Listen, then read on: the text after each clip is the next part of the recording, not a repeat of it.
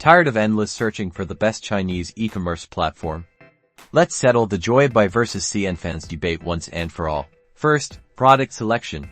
Joyabuy boasts a massive catalog, from trendy apparel to cutting-edge gadgets. Cnfans, on the other hand, leans towards curated, high-quality finds and specialist product lines. Next up, pricing.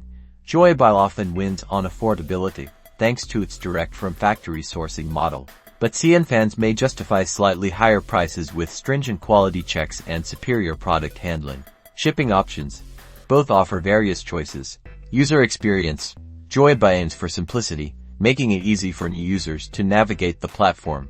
Cnfans provides richer product descriptions, reviews, and community engagement, ensuring you're well-informed before buying. So, which platform wins? It depends on your priorities. If you want the lowest possible prices and a huge selection, Joyabuy is a good pick. Need guaranteed quality and a premium experience? Try Cnfans.